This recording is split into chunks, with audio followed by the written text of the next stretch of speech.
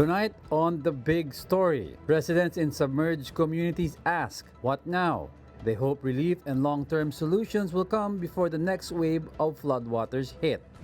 Is there a campaign to convince Vice President Sara Duterte's allies at the Senate to convict? The impeachment court spokesperson and one senator judge allegedly being wooed have an answer. Still on the Vice President, Malacanang explains its reason for revealing her overseas travel plans made at the height of Habagat rains. And tennis sensation Alex Ayala is sporting a new look for the US Open. Have a look in a bit. Good evening, I'm Diego Castro sitting in for Ces Oreña-Drilon. We begin with more monsoon rains affecting most of Luzon's western seaboard and southern provinces. The resulting floods have submerged entire villages and even swept away entire houses. More of tonight's big story from mobile journalist Mary Monreyes. From as far north as Pangasinan and down south to Mindoro, residents continue to face this weeks-long problem, flooding that just won't subside. In Pangasinan, 51 barangays remain inundated as rains from the southwest monsoon or Habagat continue its onslaught. In Bugalyun town, rubber boats ply through 3 high floods in search of residents needing rescue. Those on higher ground still need to wade through waist-deep water that have turned streets into rivers for nearly 3 weeks now. In the towns of Bani and Calasiao, heavy flooding have also sent hundreds of residents to evacuation centers. Further down in Bataan, several towns also saw floodwaters recede and rise again these past couple of days as strong yet intermittent rains fell. On Wednesday, August 19, red rainfall warnings were again raised over the province, submerging villages in waist-to-chest deep water. In Hermosa, residents again needed to be rescued after going back to their homes. This was the same situation in the town of Maribeles. In total, 16 out of 23 barangays in Hermosa remain flooded. Actually, yung ilog natin, regular naman na nadidisilk yan ng local government. Tsaka talagang yung mga binabaha namin, mga below sea level yan eh. Catch basin kasi ang Hermosa. Kaya talagang taon-taon, nakapag-adapt na rin yung mga tao. Pinakamagandang solusyon, relocation. And as residents continue to live through the flooding, waterborne skin conditions have started to rise. Hirap po talaga kasi yung agos mabilis yung masyado. Ayun, napupuno nga po kami ng alipunga. Masakit to. Lalo sa gabi. Makati po siya na masakit. Kung upa po yung bahay, wala po kaming alipunga. In Pampanga, rooftops in Apalit seemed like islands in a vast sea of floodwaters. Vehicles were also not spared. In San Simon, residents have spent the last 2 weeks in evacuation centers such as this one. Ang naligtas lang po talaga namin mga damit. Nadamay na po lahat ng tubig. As rains continued to fall in Pampanga, many roads were rendered impassable. There are motorists, though, who still try to brave rising waters, only to turn back. 2 fatalities have been reported in the province, both from drowning. In southern Luzon over in Batangas, a grade 6 student died in the town of Mabini after falling and drowning in a canal. A 2-year-old child in Batangas City likewise drowned after accidentally falling into a fish pond. Farmers in Batangas are also reeling from the floods as heavy rainfall were also recorded in the province. More than 100 hectares have so far been damaged in the town of Lian. Talagang pong wala po, lubog po talaga eh. Hanggang dito po ang kapo po, hanggang dito po ang Kaya po nakarang Christine po, gayon pong baha. Hanggang liig po rin, wala din kami madaanan po sa aming pong labasan doon. Wala po talaga. Hanggang ngayon po, mister ko po, wala po hanap buhay. In the Mindoro provinces, raging floodwaters carved through unprotected riverbanks. In Occidental Mindoro, several houses such as this one were swept away. In Mamburao, residents were trapped on rooftops, while some were caught off guard and were trapped where they stood. In Nauhan, Oriental Mindoro, where ghost flood control projects were discovered last year, effective infrastructure remains elusive. Anong tulong kailangan namin? Sana natapos na ito. Budget season na naman. Sana hindi ganun kadaling makalimutan ng bayan na may problema pa rin. Habang nagkakagulo sa usapin ng accountability, nananatili pa rin kaming lubog sa tubig. While they're doing the investigations, sana na sasabayan ng pagsusolve ng problem. 1 death has been reported in the province. A motorist was caught in a landslide as he was parking his motorbike, killing him instantly. Kapatid Mobile journalist Mary Monreyes, we are One News.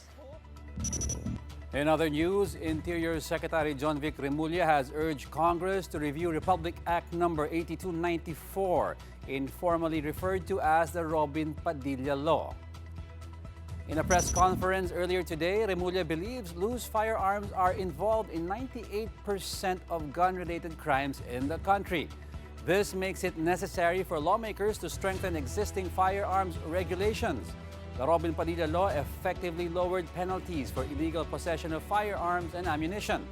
Remulla made this statement following Tuesday's shooting incident in Ateneo de Zamboanga, which killed 2 people.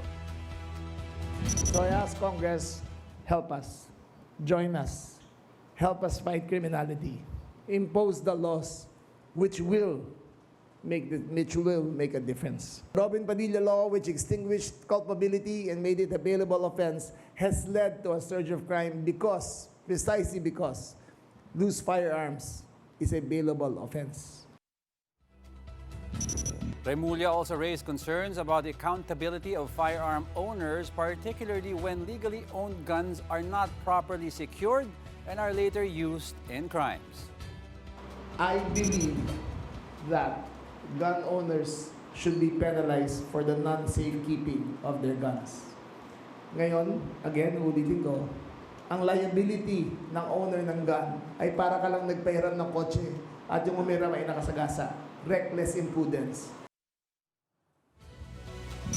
Meanwhile, Senator Robin Padilla acknowledged Secretary Remulla's call for a review of laws governing loose firearms. Padilla also welcomed Remulla's acknowledgement of the law associated with his name and said it was important for the public to understand its history and implications. Padilla says he also has pending Senate bill which seeks to penalize gun owners who neglect their firearms and eventually used by others to commit a crime. The bill also calls for a heavier penalty if the negligent gun owner is a government employee or official. You are watching the big story on One News. In a bit, we speak to a medical doctor about common diseases during rainy season, such as what we're experiencing now. Learn about symptoms, management, and prevention when we return. Don't miss this very important conversation.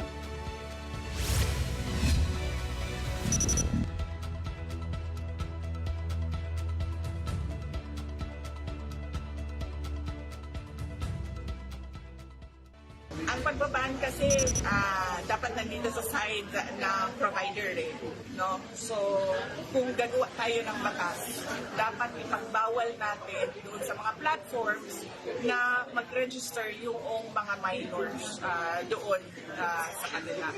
Dahil hindi natin magawa na ipagbawal yung paisa-isa sa lahat ng kabataan natin. You have to remember, we have about 25 to 29 million students in schools. Vice President Sara Duterte there giving her insights on a proposal to ban minors from use of social media, an alleged factor in school violence. She made the statement after visiting victims of a shooting incident in a Zamboanga campus yesterday. Thanks for staying with us here on The Big Story. Health officials are warning against possible diseases amid the widespread flooding across Luzon. The DOH reminds everyone to stay out of floodwaters to prevent leptospirosis, which cases are at 3,440 as of August 8. That's fewer compared to 5,318 in the same period of last year. But the Health Department observes a spike in cases between July 12 and 15. That's right around the time habagat rains began falling across parts of Luzon and enhanced yet by Tropical Depression Josie. The DOH has placed regional health offices on Code White Alert and has sent out over 3 million of the antibiotic doxycycline nationwide. PhilHealth has also increased hospitalization benefits for critical cases. People who have waded through floodwaters are advised to seek medical consultation within 48 hours, even without symptoms. Leptospirosis is a bacterial infection contracted from floodwater contaminated with rat urine. The incubation period could be as long as 2 weeks with symptoms that include fever, chills, headache, leg pain, red eyes, and yellow skin. Let's discuss this and other common rainy season diseases with Dr. Dex Macalintal. Doc, thank you very much for joining us. Anytime, pare. And it's nice to see you again. All right. Nice to be back. Nasa balita ang leptospirosis and every year na lang we hear about this and yet parang hindi pa rin makuha ng mga kababayan natin. Ano ba ang leptospirosis? How do you really get it? Let's debunk all the misconceptions about this. Go ahead, Doc. Ang leptospirosis, this is a disease, this is a bacterial infection actually that you get if you wade in flood water that is contaminated with rat urine that is also contaminated with leptospirosis. So the rat has to be contaminated. Kung wala siyang leptospirosis, walang leptospirosis, okay, walang problema. Pero how will you be sure na walang leptospirosis yung rat mismo? So kaya yung health officials natin lagi sinasabi that if you wade in flood water, you go to the nearest health center and then you get yourself your prophylaxis. So what is a prophylaxis dose and ano yung time frame nito? Kunyari, you're not sure kung madumi ba ang tubig o hindi, nag-wade ka, ano yung time frame mo? Well, the time frame is 24 to 72 hours. Okay. So kailangan makapagbigay ng prophylactic dose. So meaning kaya siya tinawag na prophylactic dose is para maiwasan mo yung yung pagkakaroon nito kasi may incubation period eh. So meaning yung kung gaano katagal bago ka mag-develop ng symptoms. So yon ay kinakailangan ma-abate na natin doon. Doon pa lang maapula mo na. Kumbaga sa apoy, maapula mo na agad yung apoy. So kumbaga, I'm not sure kung meron ba. So the next day after kunyari nag-flooding event, magpa-prophylaxis dose na ito. Ngayon, in this time frame, yung sabi mo within the first 72 hours, wala pang symptoms ito, no? Pwedeng wala. Commonly? Commonly, wala. Possible meron? Possible meron. All right. Let's say you have the fever on the third or fourth day. How do you differentiate a fever na na-contract mo siguro dahil naulanan ka, magkaroon ka ng viral infection or something versus having one from leptospirosis? Okay, so you go to a doctor or you go to a health facility kasi usually kapag ganyan, no, may testing na nangyayari. So kaya tinitingnan natin yung ginagawa natin is diagnosis. So sa family medicine perspective, you go to screening, assessment, and you manage. So screen muna natin, is this really leptospirosis? If not, bigyan natin ng tamang gamot yung problema. So may mga diagnostics na ginagawa para malaman that this is really leptospirosis or this is other disease. Kasi marami namang fever eh. So marami namang pinagmumulan yung fever. So usually we go to we take down kung ano talaga yung pinagmumulan. So we find the source of that fever. Pero kung yun nga, may history ka ng wading in flood water, very highly suggestive na po pwedeng lepto. So in other words, ito yung klaseng sakit na hindi mo kailangan hintayin yung symptoms bago ka magpa-check. Ngayon, tanong Doc, can you contract this? Let's say, hindi ka naman exposed talaga sa floodwaters.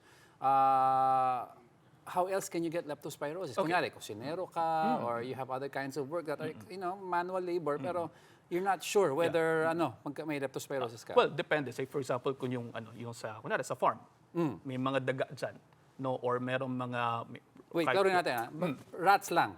No, actually may iba pa. Pero less naman yung chance. Pero commonly kasi rats. So commonly is rats, mas madali silang na-infect ng bacteria na Leptospira. So yung Leptospira, pagka na-infect nila yung say for example yung vector, yung rodent, pag infected din yung urine, no, pwede kayong magkaroon ng leptospirosis if you not only wade actually eh. Kunwari mainom mo yan, no, may mucosal breaks, no, pwede nga pumasok pag pumasok sa mata mo yan eh. Kaya yung mga kababayan natin, yung mga kapatid natin na nagsuswimming doon sa baha, no, so yung problema din yun eh. Kasi it's not only na hindi na murder yung paa mo sa pagpapapedicure, kung yung kamay mo merong mga 'di ba minsan may mga kapatid tayo na nag-aangat-ngat ng daliri nila. No, so kapag kami sugat-sugat yan, pwede rin. Yung mata natin, na-splash lang. Na-splash lang, no? And then lalo na kung bagsak ang ating immune system. That's why kailangan ding maintindihan ng mga kapatid natin na it's not only leptospirosis. No, marami pa ring ibang sakit. So I call this we call this wild. No? Wild. What is wild? WILD. Waterborne diseases, influenza, and other like diseases, leptospirosis and dengue. So that's why we're starting off with leptospirosis. Let's talk about the worst case scenario sa leptospirosis. And ano yung simptomas na aabangan mo dapat? So kapag yun nasabi natin kanina na yung leptospirosis, kailangan siya mabigyan ng gamot agad, no? Kung hindi kasi pwede itong magdulot ng tinatawag na whale syndrome o yung hepatorenal syndrome. Whale. Okay. WEIL. Okay. So ito Pagka nagkakaroon kasi ng hepatorenal syndrome, so ibig sabihin, tinatamaan yung atay, tinatamaan yung bato. So, nagkakaroon sila ng kidney failure. So, ayaw natin nun. And liver failure, ayaw natin nun. So, kapag ganun, no, medyo nagiging mahirap yung kaso. So, that's why kinakailangan magpatingin agad sa doktor kung nagkakaroon symptoms. Fever, chills, o yung myalgia natin. Yes. And then, yung paninilaw ng mata, paninilaw ng katawan, kinakailangan magpakita na agad. So, even if you're immunocompromised, basta maagapan to, Yes. malaki ang chance. Malaki ang chance. Malaki. Okay, you mentioned, well, since it's rainy season, let's talk about the others, no? Yeah. Ano isang nabanggit mo? So, wild yan. So, leptospirosis is the L. W is waterborne diseases.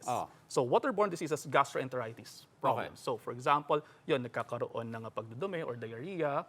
No? Kasi ang problema is floodwater is not only just floodwater. Yeah. It's also sewage water. That's right, So, that's right. and then, yung mga problema dyan is, it goes to your tap water even.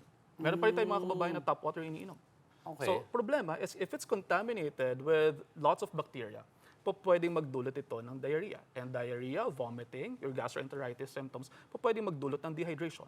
At kapag ka-dehydrated yung tao, problema din. So, for example, Doc, sabi mo, tap water, di ba, nandun? So, for example, nababad ang isang town, isang city with flood for a number of days. And of course, yung mga kababayan natin, they get their drinking water sometimes from the faucet. Yeah. Pinapakuluan nila. Kailangan pakuluan. Alright. Ang pagpapakulo, Okay dapat, yun. Okay naman yun. Pero pagpapakulo, dapat at least 10 minutes ng boiling. 10 minutes 10 ng minutes boiling. It's not that... Hindi, pag nag-boil, off nag-boil, na. enough na. No. Yung boiling, meaning, mayroong pagkakaiba ang boiling sa pag-simmer at sa paglalagay mo pa lang dyan. May mga kababayan tayo iniisip, okay, nilagay, kunyari ito yung takore, lagay mo dyan sila nagsisimula ng boiling. Dyan sila nagbibilang. No. Kapag maliliit pa, kapag ka ganyan, no, binoil mo yan, meron ka dyang kalan. Kapag gusto natin, sinabi natin na boiling in 10 minutes, meaning, lagay mo yan dyan, hindi pa yung simula ng bilang mo. Simula siya pag nagbubbles Pag nagbubbles na. But there are different bubbles. Kapag yung maliliit pa lang na bubbles, that's called simmering. It's not yan. It's not yet the boiling. Yeah. Kapag malalaki na yung bubbles, dan pa lang nagsisimula yung boiling. Doon ka magbibilang ng 10 minuto. So, 10 minutes. 10 minutes. Pero as much as possible, wag sanang tap water yung inumin ng mga kababayan natin sa ngayon. Yan. So, yun talaga eh. No? Alright, let's talk about another one. Another one, influenza. Influenza. No? So, but influenza is also common pag hindi mabaha. Pag hindi mabaha. Kasi ang influenza, no? Influenza is another viral infection. So, problema kasi is pag bumababa yung temperatura, no? Mas nabubuhay kasi itong mga viruses na to. At kapag ganyan, ang nangyayari, minsan immunocompromised ngayon yung mga pasyente, yung mga tao, mas madaling makakontract ng mga ganito klase ng sakit. So basically, viral infections. Ayan. So but this happens. So hindi totoo yung baka mahamugan ka, magkasakit ka. It's not that. It's just that na-associate lang yan because it happens when temperatures are low. And you're immunocompromised. Yes, and yung viruses kasi nag-thrive sila sa mas mababang temperatura. And then the other one naman is dengue. Dengue. Of course, dengue. So alam naman natin na yung dengue kasi remember that the battle does not stop when the rain stops and the water recedes. Minsan may mga puddles, may mga stagnant waters pa rin tayo dyan. And kapag ganyan, no, pwedeng maging breeding grounds dito ng mga kitikite. No? So kapag naman dumami itong mga kitikite na to, pwede itong lalo yung Aedes aegypti mosquitoes. Yes. Pwedeng lalo na kung infected sila ng dengue. O if they have the dengue virus, no, pag nakagat ka niyan and mababa ng bahagya yung immune system mo, pwedeng hindi kayanin ng katawan mo yung dengue. And then magkaroon ng sakit. Alam mo ang problema, Doc, dengue has been around for a long time, hindi pa maintindihan ng kababayan natin. Sabi ng iba, nagka-dengue na ako twice, hindi na ako pwede tamaan. Mali yun. Kasi there are 4 strains of dengue 4 virus. strains. Yes. So para ako, I had 3. So may isa pa ako. May isa pa. Pero but each strain is different from each strain unique. is different. Yeah, they are unique. They're unique. Pero hindi mo masasabi, okay, dengue 1, 2, 3 ba to?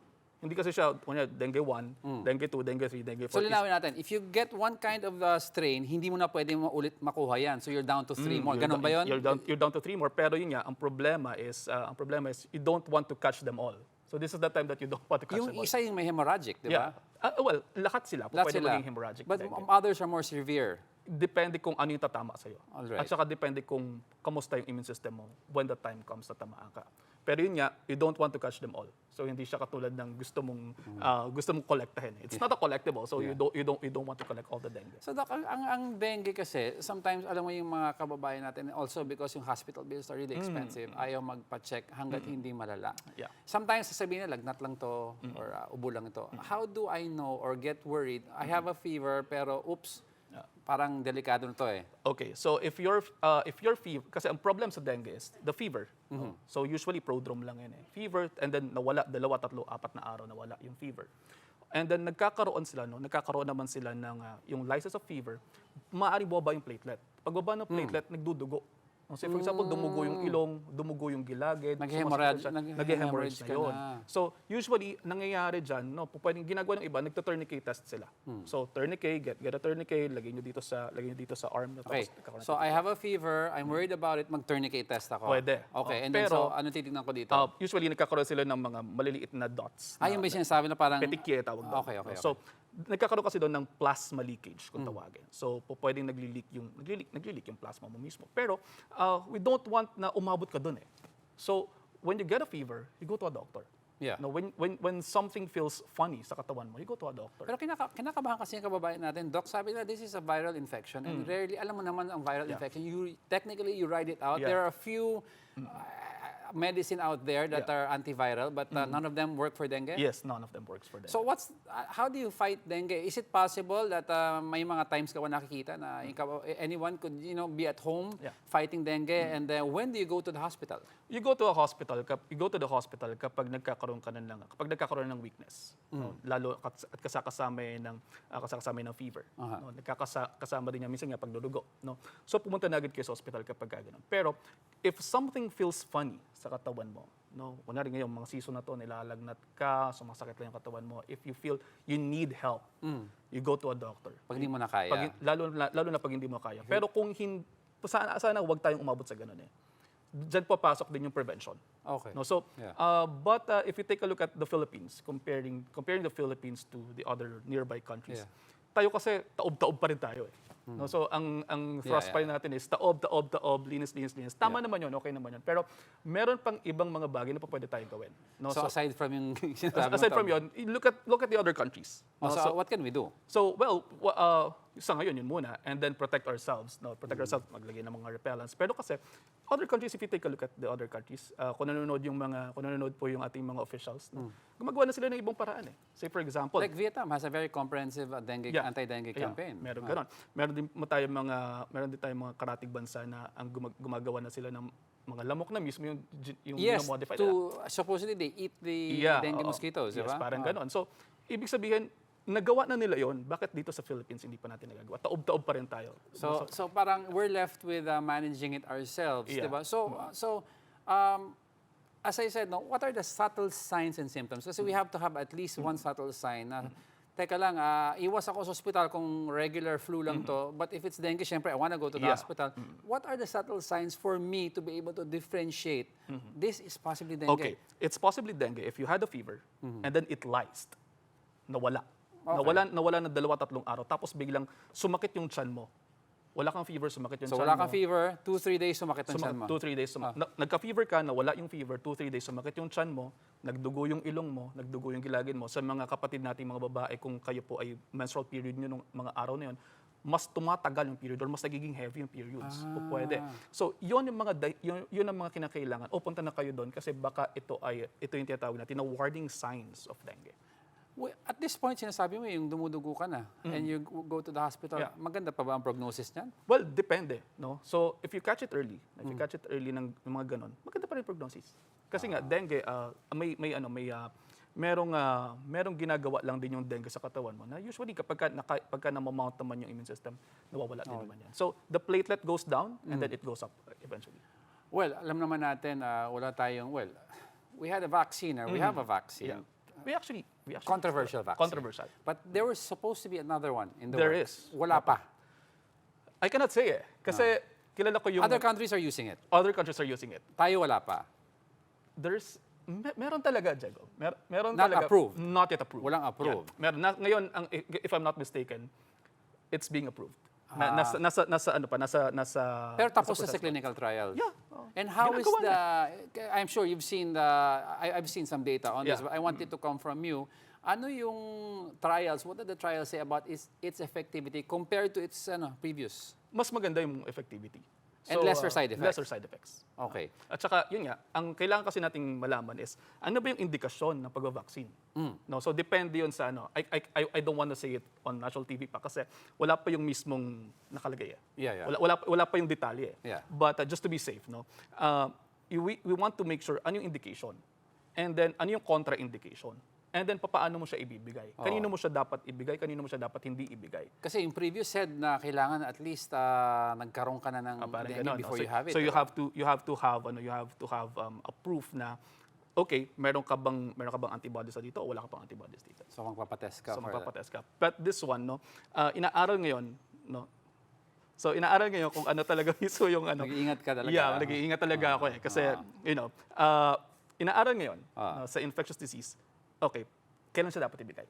Ano yung What stage? What stage, no? At saka kailan siya dapat hindi ibigay.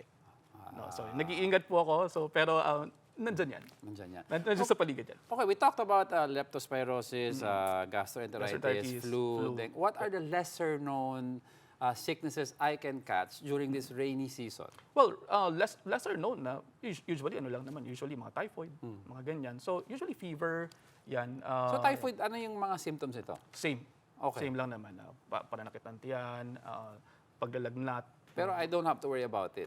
No naman. Kasi usually kapag nadala mo naman sa hospital, makukuha yan. But on Usually, typhoid, you can get that on a regular day drinking dirty water, di ba? Kasi I remember when I was a kid, sabi ko, kainom sa fountain. Baka magka-typhoid, ganun ba? Yung tipos. Tama.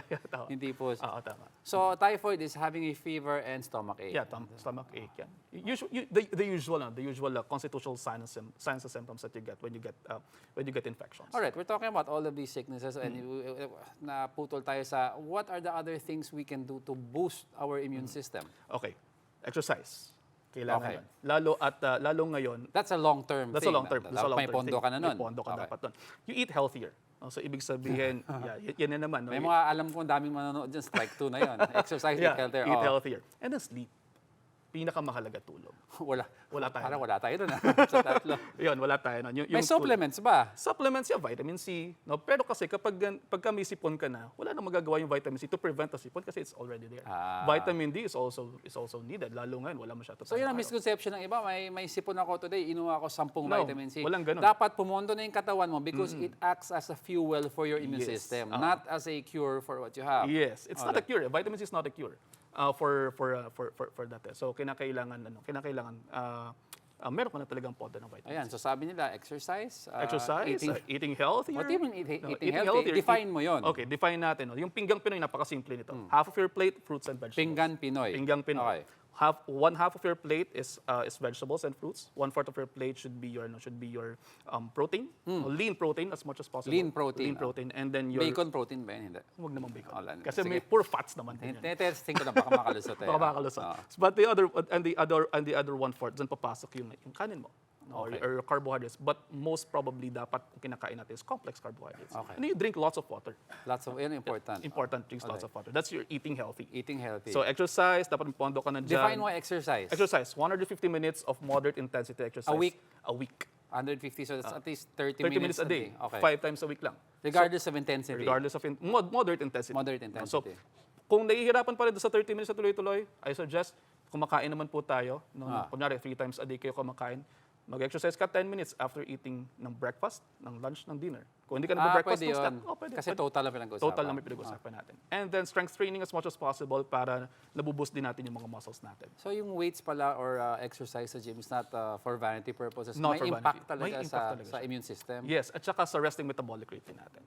And then sleep, 7 to 8 hours of sleep pa rin. So yan yung mga problema natin sa mga trabaho natin. So, If you don't have all of those, ano pwede ko gawin? Una, prayers. Pangalawa, No, pangalawa, vitamins and minerals. You can take your Ayos vitamins itong and doktor na tayo. Anong pwedeng gawin? Prayers. Well, that's true. I believe in prayers. But, so vitamin C, kailangan nakapondo ka. Nakapondo ka. Everything you mentioned kasi parang Dapat nakapondo ka eh. Dapat talaga Wala nakapondo. bang, alam naman, the question of the day for most of us is, wala bang, kasi ngayon nangyayari ang bagyo mga delubyo Wala bang magagawa today? Kasi alam mo naman, one year from now ako maghanda pag tinanong ka ng ganun. Walang ganon. So kailangan talaga napaghandaan mo na to. Kasi ang dami naman na nating information dissemination na ginagawa from the start of the year. So meaning, from the start of the year pa lang, pinag-uusapan na natin itong pagiging healthy. January, pumasok, paano New Year's resolution mo? February, alagaan ang puso mo. March, ito na naman, papasok na naman. So yung sinasabi mo, yung gagawin ko today is for next year na? No, it's for the next few weeks. For the next few weeks? Yeah, for the next few weeks. So may impact din? May impact pa rin. May impact pa rin. Pero yung pondo mo, malaking tulong. Pero kasi, imagine, hindi ka naman agad-agad magiging malnourished Na hindi ka naman agad magiging malnourished kung hindi ka nakakain ng kahapon. No? Pwede mo pa rin mabawi yan. Alright, there have been talk about certain peptides. Yeah, okay. Let's go to this very controversial. Okay. I kita ko yung mukha mo, no? We all know peptides is a kind of medicine that's put in your body which helps teach or train your body to fight off certain or enhance certain disease. There have been talk of certain peptides that supposedly boost the immune system temporarily. Ano ang take mo dyan? Okay, so it's a bit controversial na naman. So nilagay mo na naman ako sa Are they approved? They are not yet FDA approved. Any of the peptides are not? Wala pa. So it's alternative as of now? Parang ganun, nasa regenerative side siya of the equation. Okay, so talk about it. Just a full disclaimer, I'm part of the Philippine Peptide Society. No? And then, ang kailangan kasi natin dito is the tamang source. No? So yun. Kasi maraming mga knock-offs. Maraming minsan hindi mo alam kung anong laman. Yung may compound na... Yung mga compounded. Tapos hindi mo alam Hindi mo alam kung anong laman. Okay. Kasi merong mga pinatest na din kami before. Okay, may lead pala to, may arsenic pala to. So pero nandun yung actual peptide, pero may lead and arsenic. May lead and arsenic. So hindi natin alam, galing pa siya dun sa rubber, galing ba siya dun sa mismong lalagyan. Kasi nasa usually nasa mga, tawag dito, nasa mga vials yan. So kapag ganun, hindi mo alam. So, there are talks about the peptides. Say, for example... Let's presume maganda yung source. Let's presume na maganda yung source and it gets approved. No? Sa States, meron ng mga na-approve. Nasisimulang mag-approve. No? So, or natatanggal sila dun sa parang restricted list. Okay. No? So dyan papasok yung BPC 157, CJC 1295, yung DSIT. And all of these are for the immune system? All of these are purportedly for immune system, no? And then dyan papasok din yung pagpaboost ng iyong metabolismo, say for example the MOTS, your GLP-1s, even or the retatrutide, yan yung pinag-uusapan na rin ngayon. So but yun nga, hindi pa kasi full yung clinical trials, no? So I'm all for the science of it, but ang kinakailangan natin is malaman natin yung clinical trials mismo. Well, let's get it straight from you, no? Do they work? They could work. They could work. Could yung ginamit ko. Ang could is presume na yung source mo is... Yung source mo is tama, at saka tama yung administration, tama din yung dose, at saka ma-approve siya ng FDA. The reason why I ask you this is no matter how healthy you try to be, sometimes there's something wrong with the wiring of your body and may hangganan ka and you want to maximize this. So with a combination of exercise, lahat ng sinabi mong gawin, eat healthy, plus that, mas malaki yung fighting chance natin. Mas malaki yung fighting chance. That's why we implore the authorities na sana mapakinggan yung clinical trials kung may ginagawa man. Para nang sa ganoon, mas mabilis ma-approve at para nang sa ganoon ay magamit ng ating mga kababayan. Alright, we're talking about what to do for ourselves. Diba? Let's say, umuulan, I wanna avoid sickness. What can I do sa surroundings ko? Sa bahay ko, at the very least. Maglinis. That's it. As simple as that. As simple as that. And then, hanggat maaari, magpa-vaccine. No, say for example, your influenza vaccine, your pneumococcal vaccines, kasi malaki yung matutulong nito to reduce the burden. Kasi meron, actually, ang problema natin ngayon, social media, tingnan mo, ang daming anti-vax. No? The problem with that is, bumababa din yung herd immunity. So when we talk about herd immunity, meaning kasi nagkakaroon sana tayo ng protection if it's a community. Is that why nagkakaroon ng measles na rin sometimes? Yes. At isipin mo yung polio, we were this close in eradicating the polio. Tapos yun, meron na naman mga kaso. So meron na naman. And the polio is something you can get also from water, no? Yeah, yung mga viral pa rin to. Viral pa rin. At saka yung, say for example, smallpox. No, meron na ring mga kasong na sinasabi din. So, ayaw natin na magkakaroon ng vaccine-preventable diseases as much as possible. Measles even. No? Ang dami mga kababayan din natin nagkakaroon ng mga varicella, infectious, yung mga chickenpox na ayaw sana natin magkaroon. Kasi bababa yung immune system, lalo ngayon medyo malamig. So if I had at least a complete set of vaccines and something like this happens, may delubyo, I can be somewhat rest assured na may laban na may laban ka. Yun naman yung term dyan eh. At Yes, least may laban ka eh. Alright, I wanna ask you about a rumor lang going online na wala naman akong daga sa bahay, puro pusa ang alaga ko. Kasi kinakain ng pusa lahat ng daga. Yan ang term doon, kinain ng pusa yung daga. No? If a cat eats a rat na may leptospirosis and umiihi siya sa, and natapakan mo yung wiwi mismo, pwede ka ba magkaroon ng lepto? Well, hindi ko masasabi kung meron talaga siyang ulo, kung meron talaga siyang lepto. So, ang best is go to a doctor. Go to a doctor pa rin. And then, minsan, kung kailangan talaga, nagtigta-testing naman yan. Ayun. So, any other things you want to share about yung mga diseases na napansin mo na may lumalabas recently or dispel any rumors? Well, hindi po dapat ng left and right yung mga fake news na pinaniniwalaan. No? Cleanse your feeds, everyone, no? hanggat maaari, maniwala lamang po sa mga totoong sources of information. No? Pumunta kayo sa mga DOH websites natin, sa mga social media pages na verified for the right information. Kasi ang problema ay hindi po natatapos ang problema natin sa consultation. Natatapos ito sa bahay sana. Kasi dala-dala pa rin po ito sa bahay. Wala naman po mga Dr. Dex Makalintal na maliliit na kasakasama nyo sa inyong mga bahay. Wala namang mga DOH officials na kasakasama nyo sa mga bahay. So, the best thing that we can do, get your information straight from your family physicians, from your internal medicine physicians, and your doctors. And ang kasabihan nga, an ounce of prevention is better than a pound of cure. All right. With that, thank you very much for enlightening us tonight, Dr. Dex Makalintal. It was a pleasure. Anytime. This is still the big story on One News. Coming up is the rest of this statement addressed to Vice President Sara Duterte. Dapat maging transparent din siya sa kanyang mga activities. Kompletong resibo, walang peke, walang ilyas.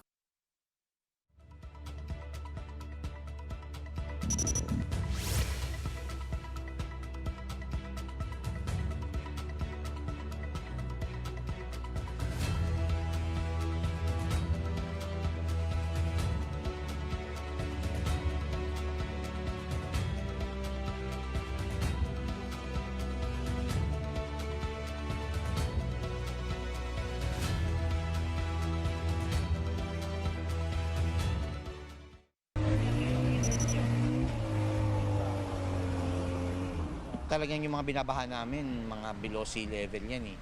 Catch basin kasi ang Hermosa. Kaya talagang taon-taon, nakapag-adapt na rin yung mga tao. Pinakamagandang solusyon, relocation. Anong tulong kailangan namin? Sana natapos na ito. Budget season na naman. Sana hindi ganun kadali makalimutan ng bayan na may problema pa rin habang nagkakagulo sa usapin ng accountability. Nananatili pa rin kaming lubog sa tubig. While they are doing the investigations, sana na sasabayan ang pagsusolve ng problem.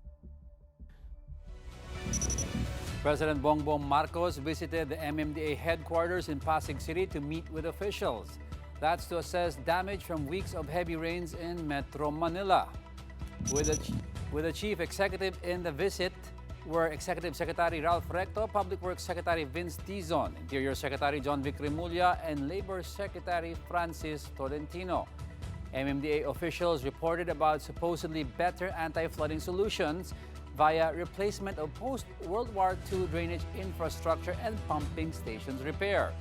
The agency also said 30 areas in the National Capital Region have been identified as possible water detention facility locations. They include the golf course in Camp Aguinaldo, the baseball field in Rizal Memorial Sports Complex, Miriam College campus grounds, and inside the University of Santo Tomas, although this one is still subject to discussion.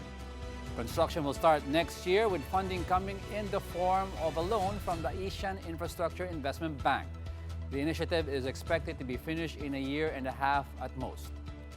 We will continue to dredge. Hindi naman titigil yan. This is the effect of the work of the last 6-7 months. nakita natin na nakabawas kaagad. Kaya ipapagpatuloy natin ito and to make sure that we have solutions for the very short term, we have solutions for the medium term, and eventually we will have solutions for the longer term. In the meantime, Malacanang has announced alternative work and learning arrangements in Metro Manila and 17 other provinces. That's for tomorrow, Thursday, August 20, still because of the projected heavy rainfall.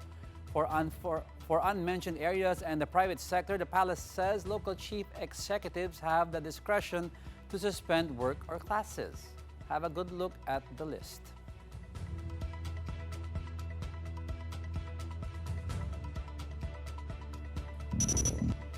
Palace Press Officer Claire Castro is getting flack after linking some teachers to the country's culture of violence. It's her response to the shooting incident that occurred at a Zamboanga school where 2 students have died. Here's what Castro said yesterday. Minsan na po natin nakita, mismo ang ibang mga guro ay lumalabag sa ganitong klase ng moralidad. Sila minsan ay nagtuturo sa kanilang mga estudyante kung papaano maging walang modo, lalong-lalo na sa mga nakakatanda or sa mga ibang tao.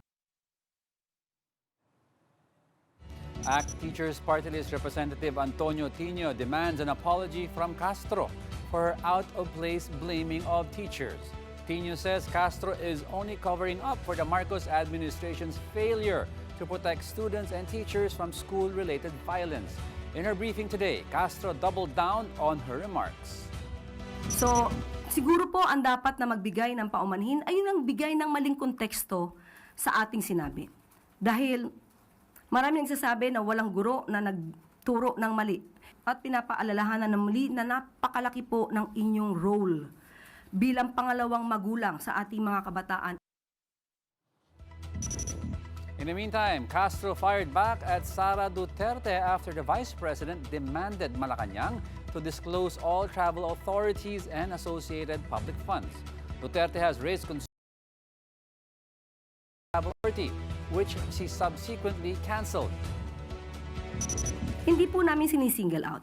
Kailangan po talaga natin dito transparency. So kung sino yung nagdidemand ng transparency, dapat maging transparent din siya sa kanya mga activities.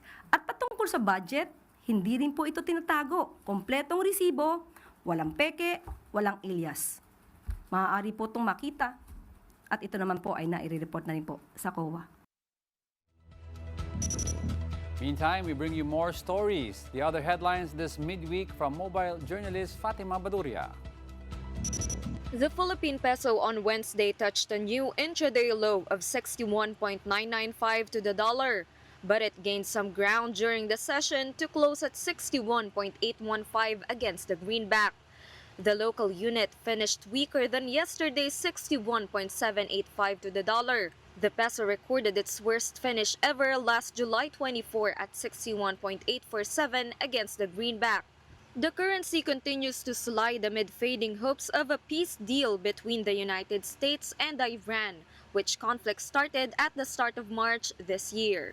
Dollar-peso trading is also affected by the Bangko Central's less hawkish sentiment, as the Monetary Board is set to meet on August 27th. The Senate Impeachment Court has denied reports that presiding officer Cheese Escudero is wooing senator judges to convict Vice President Sara Duterte. Among those reportedly being convinced to quote-unquote turn are Senators Mark and Camille Villar, Loren Legarda, and Jinggoy Estrada. Ay, Sen, comment lang Sen. Yung may ma'am, yung ugong lang na kinakausap daw kayo, ma'am, para makabuo ng 16 to convict. No comment, ma'am? That is totally untrue po, no? I asked the presiding officer, natawa lang siya, sabi niya, talaga lang, tinatanong mo pa yan sa akin. So that is completely untrue po na wala pong ganong mga moves on his part. He is busy and his time is taken up by reading and studying the case. It's so preposterous na may ganong issue na logically, practically, hindi siya feasible for the meantime or hindi gagawin ng isang matinong politician to do it this early on. Still on the impeachment, the prosecution may no longer need to present Ramil Madriaga as witness. Madriaga allegedly served as aide and bagman to the vice president. Lead House Prosecutor Jervil Luistro says his appearance will depend on the testimonies of other witnesses. But for the defense, bringing Madriaga into the witness stand may help bolster the vice president's case. If the prosecution presents Ramil Madriaga, it's their funeral. Kasi kakatayin yan sa cross-examination ng defense team. The vice president is hoping for a speedy impeachment trial and resolution. She noted that prolonged proceedings could lead people to wonder whether or not she committed wrongdoing based on various allegations against her.